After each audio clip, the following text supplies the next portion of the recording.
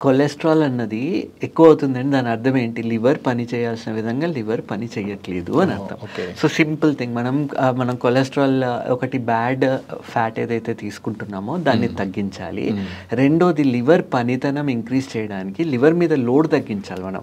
మనం హ్మ్. కంటిన్యూయస్‌గా బొంబార్డ్ చేస్తా ఉన్నాం లివర్‌ని. అంటే తింటానే ఉన్నాం గంట గంటకి, బ్యాడ్ గంట ఫ్యాట్ అన్నారు గంటకి. మీరు. ఏంటి సార్ అది? బ్యాడ్ ఫ్యాట్ అంటే ఏవి? ఎల్‌డిఎల్, వీఎల్‌డిఎల్. మనం హ్మ్. ఏం ఫుడ్ తీసుకున్నా బాడీ దాన్ని బ్రేక్ డౌన్ చేసేస్తది ఓకే. ఫ్యాట్స్‌ని. అవును. బ్రేక్ డౌన్ చేసి ఇప్పుడు గుడ్ కొలెస్ట్రాల్ అన్నది ఏంటి? ఇదంతా మళ్ళీ కొలెస్ట్రాల్ ఏదైతే మిగిలిపోయిందో దాన్ని మొత్తం మళ్ళీ లివర్‌కి తీసుకొచ్చి ప్రాసెసింగ్‌కి ఇస్తది. అవును. వీఎల్‌డిఎల్ అని ఇప్పుడు మనం బ్యాడ్ ఫ్యాట్స్ తీసుకుంటున్నాం. బయట జంక్ ఫుడ్స్ తీసుకుంటున్నాం. అట్లా వీఎల్‌డిఎల్, ఏమంటారు? వీఎల్‌డిఎల్ పెరిగే ఛాన్సెస్ ఉంటాయి. సార్. సో, హెచ్‌డిఎల్ అన్నది హై డెన్సిటీ ఏదైతే ఉంటుందో it is good cholesterol. Okay.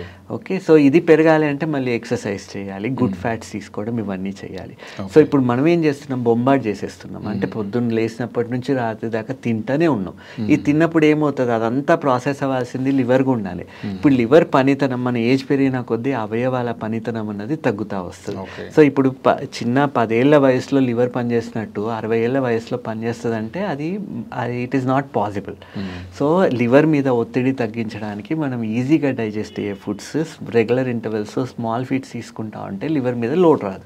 కానీ ఇప్పుడు స్మోకింగ్ చేస్తున్నారు, డ్రింకింగ్ చేస్తున్నారు, బయట ఏది పడితే అది తింటున్నారు, ప్యాక్డ్ ఫుడ్స్, ప్రిజర్వ్డ్ ఫుడ్స్ ఎక్కువైపోయినాయి. దీంతో పాటు వయసు పెరుగుతున్న కొద్దీ ఆ నొప్పి అని, ఈ నొప్పి అని, గ్యాస్ మాత్ర అని, నొప్పి మాత్రలని ఇవన్నీ వేసుకునేసరికి డ్రగ్స్ కూడా అన్ని మెటబలైజ్ అవ్వాల్సింది మళ్ళీ లివర్ గుండానే. సో, ఆబ్వియస్లీ లివర్ మెటబాలిజం అన్నది తగ్గడం చూస్తున్నాం. వీళ్ళల్లోనే ఈ కొలెస్ట్రాల్ లెవెల్స్ పెరగడం చూస్తున్నాం. ఓకే. ఇంకోటి ట్రైగ్లిజరైడ్స్ అని అన్నారు. మనం ఇప్పుడు ఎంత ఉండాలి? ట్రైగ్లిజరైడ్స్ ఇప్పుడు మనం ఎట్లయితే షుగర్ తింటున్నాము, ఫుడ్ తిన్న తర్వాత షుగర్ నెక్స్ట్ డే పెరిగిపోవడం చూస్తున్నాం. స్వీట్స్ తింటున్నా నెక్స్ట్ డే ఫాస్టింగ్ పెరుగుతుంది. అట్లనే ఆ 2-3 రోజుల నుంచి మీరు ఒకవేళ ఫుడ్ అన్నం ఎక్కువ తీసుకుంటున్నారన్నా కానీ ఆ ట్రైగ్లిజరైడ్స్ అన్నవి పెరిగిపోవడం చూస్తున్నాం. సో, అది it is very insensitive. Last 2-3 అందుకే టెస్ట్ చేయించుకునే దానికి ముందు ఒక 3-4 డేస్ ముందు నుంచే కొంచెం పద్ధతిగా తీసుకొని టెస్టులు చేయించుకుంటే రైట్ వాల్యూస్ అన్నవి రావడం చూస్తున్నాం. ఇప్పుడు మీరు నిన్న బిర్యానీ తిన్నారు, ఇవాళ టెస్ట్ చేయించారు, డెఫినెట్గా ట్రైగ్లిజరైడ్స్ కొంచెం ఎక్కువ ఉండే ఛాన్సెస్ ఉంటాయి.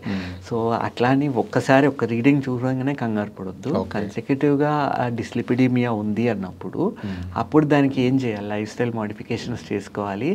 మరీ మోతాదుకి మించి ట్రైగ్లిజరైడ్స్ ఎక్కువ ఉన్నాయన్నప్పుడు టాబ్లెట్స్ వాడాల్సిన అవసరం వస్తది.